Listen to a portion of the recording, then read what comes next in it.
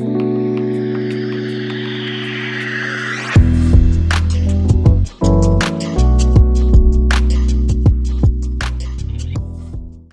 everyone, so let's move on to the next topic. So we're going to talk about the different types of surrogacy. So there's two main types.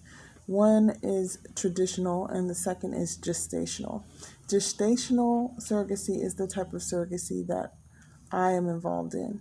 So it means that there's a donor egg and a donor sperm, and the donor could be the intended parent. And same with a donor sperm. But essentially, I am not biologically related to the child.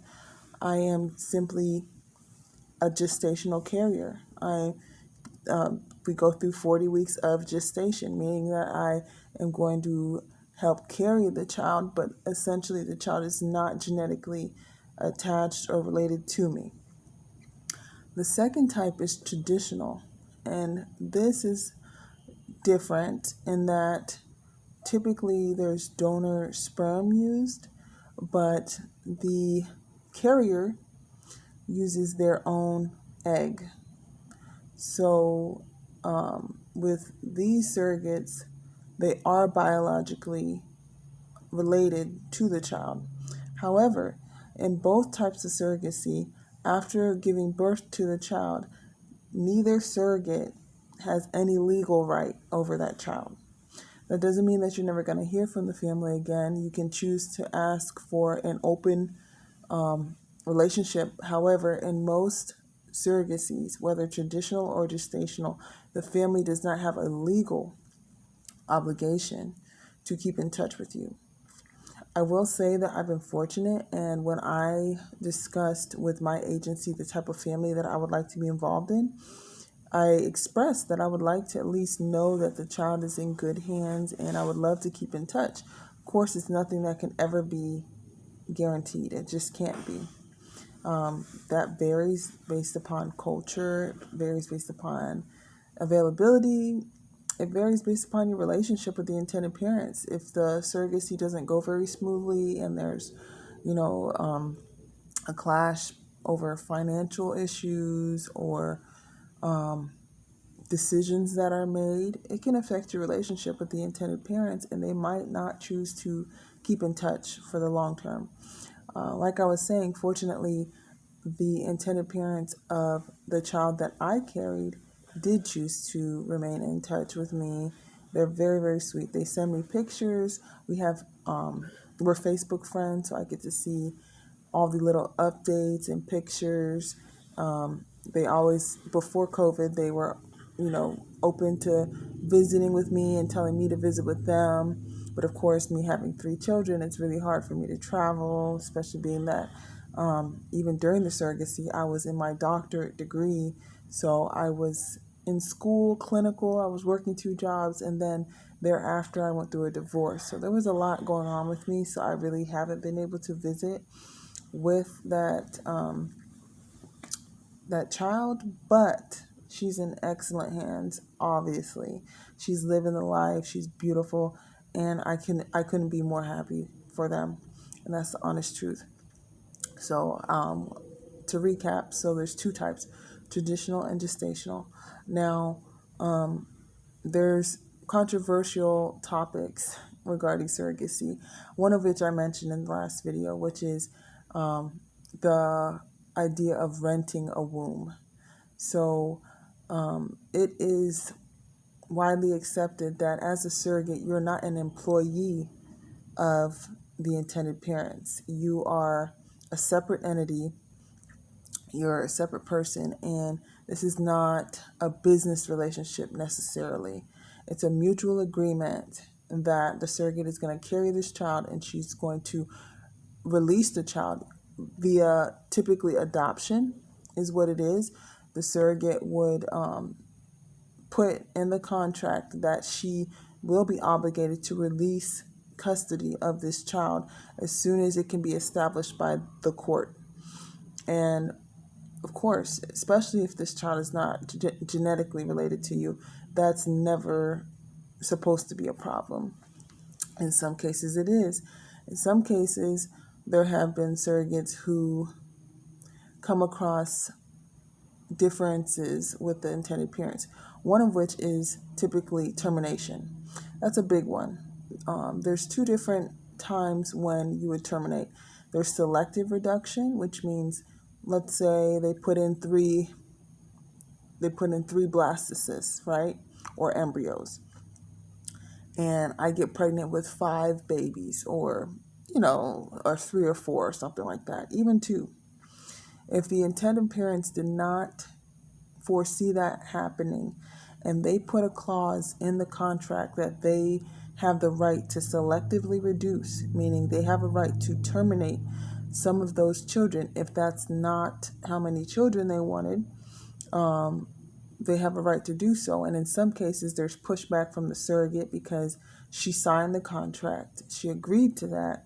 However, when push came to shove, she was not willing to move forward with that. And it is her body. So technically, she has a right to her own body. You cannot clamp her down and restrain her and tell her you are going to terminate this child, especially if it goes against her religious beliefs. You just can't do it. However, ethically, it is wrong. Ethically. Morally, some people would side with the surrogate and say she's changed her mind. Morally, it's against Christian beliefs typically to terminate a life, especially in the manner that abortions are carried out. If you've ever seen a live abortion, but the fact of the matter is, when you sign a contract, you sign a contract, and you follow through with that contract. That is one topic that I'm very clear on. I would only electively terminate, which is the second type, if I were, if it were spontaneous, meaning I was having a miscarriage, right? I would obviously have to allow the miscarriage to continue. There's nothing I can do to prevent a miscarriage from happening. But also, if the baby had no chance at living a normal life, and they had some type of genetic abnormality that was not conducive to them living and surviving. That does not include Down syndrome for me.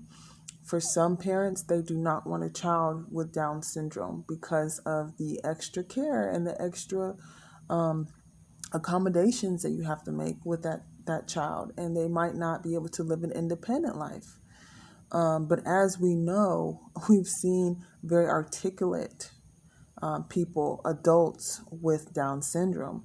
So for me, that is not a disorder that I would consider terminating a life for. I don't think that, I don't take termination of a life lightly at all. It would have to be an emergent situation, meaning I'm going to die if this child were not removed, like an ectopic pregnancy. And that means that if the child were stuck in the fallopian tube, right? You can't grow a child in your fallopian tube. It's not conducive to life. They're not going to receive the nutrients that they need. They need to make it all the way into the uterus where they can grow and have, the nutrients that they need. So that's not going to work anyway. So an ectopic pregnancy, I, unfortunately, I would have to terminate for that, especially because if you maintain an ectopic pregnancy, because you go into the hospital in excruciating pain from an ectopic. And if you don't remove that child, you could go septic, you could die, your fallopian tube could rupture, you could hemorrhage, all kind of different stuff that I would not want to put myself through, especially being if there were no chance of survival for the child.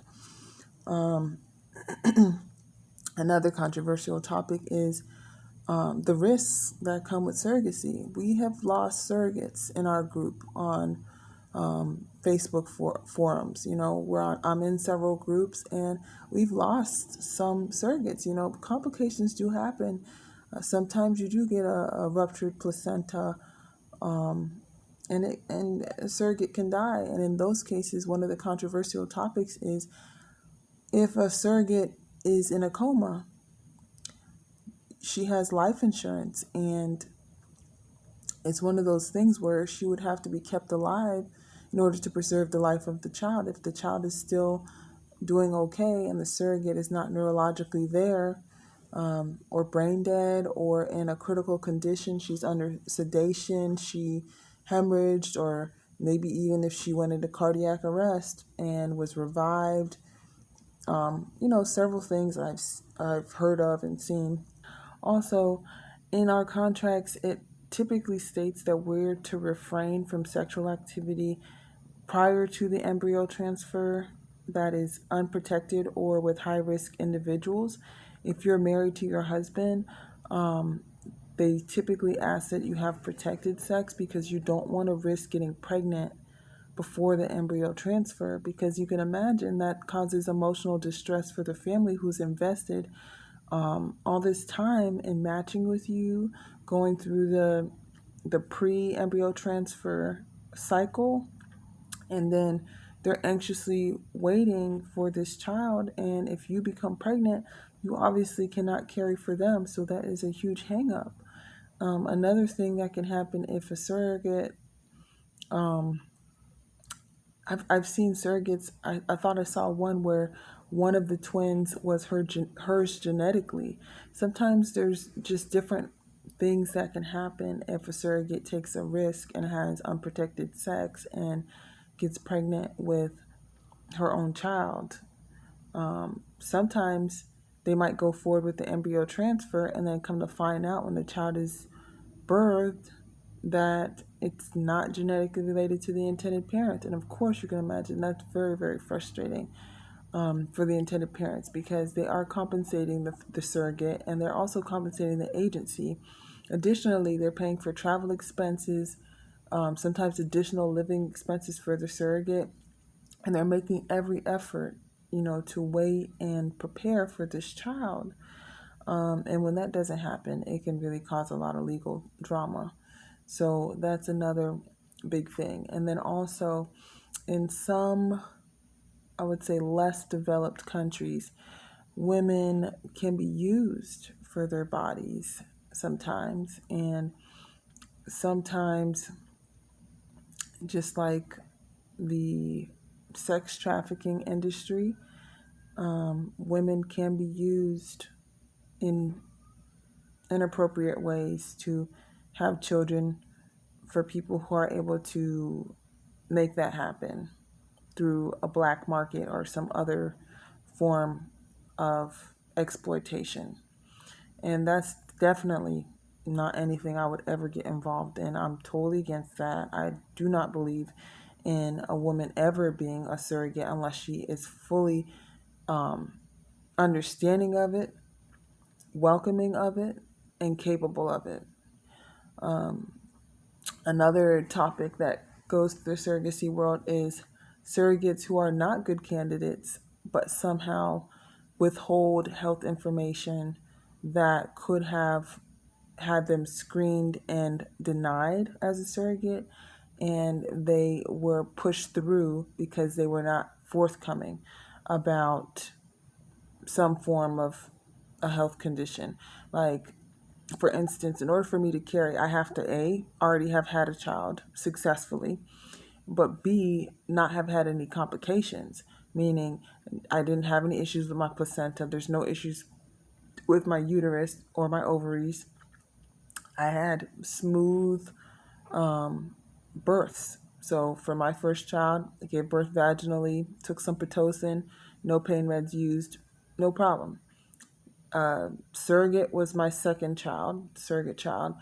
Again, went into the hospital, had the epidural after 24 hours or something like that. A few hours later, gave birth, no problem, vaginally. Third child is my youngest child. I gave birth to him at home, no pain meds, no nothing, just gave birth to him vaginally, and I have had no hiccups. Anything that I've ever had any problems with health wise, I would have had to reveal to the intended parents, and they would have had to sign off acknowledging that they understand the risks and the benefits of moving forward with me. Obviously, I would hope that most of us are very honest, but because there is something to gain sometimes from being a surrogate, especially the compensation, there could be some dishonest people out there who might feel like, they could have a successful pregnancy, so therefore they might withhold certain aspects or parts of their medical record in order to still be a surrogate. And other times, they've had several successful pregnancies, and then the last one wasn't very successful. So again, they just won't let go of the idea that this is just not something for them. It's just not the right time. So, so those are just some of the ones that I can think about. Other times, there's different thoughts on whether to go through an agency or whether to go indie or independent, meaning that, through an agency, the agency charges the parents a fee for advertising, finding a match, walking them through the contracting phase, and other aspects. They kind of act as a liaison between the family and the surrogate. However, in some cases, especially if it's family or friends or the intended parents are not necessarily financially well off and they don't want to have to pay a bunch of fees or costs ahead of time and have to pay a larger fee, some women will agree to carry for a family for a lower compensation and without the use of an agency. The risk of that is without going through an agency or a lawyer, I mean, you can still come up with a good contract and both parties can still be protected. But there's less expertise involved. So usually you wouldn't want to do something like that if you're a first time surrogate. You definitely want to be an experienced surrogate who already has contracts at home where you could say, all this needs to be in the contract. And my contract, this current contract is 67 pages long. So it's not a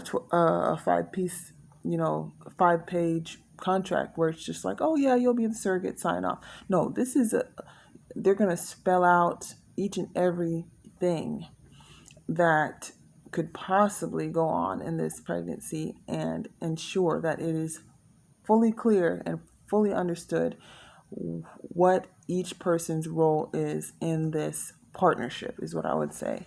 So yeah, I think that's pretty much all I have to say about the types of surrogacy and the controversial topics that I have come across in regards to surrogacy. But if you have any additional questions, please comment below. If I know the answer, then I will certainly respond to you and let you know what I think on it. If I don't know, I can definitely direct you to somebody who might know.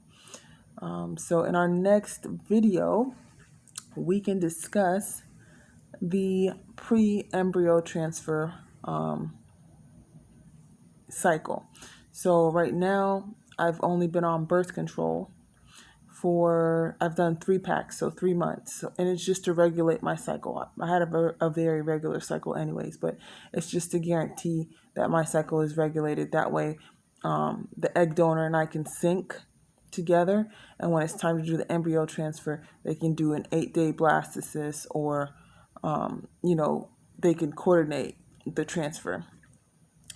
But tomorrow I start Lupron, so I am going to demonstrate that for you all. I'm going to show you how I do it. I'm a registered nurse, but I'm an advanced practice nurse at this point, so I do have my doctorate. I'm well aware of how to do subcutaneous injections, IM injections, all of that fun stuff. So I would like to demonstrate it so you understand and you can see, that it's the reality of it.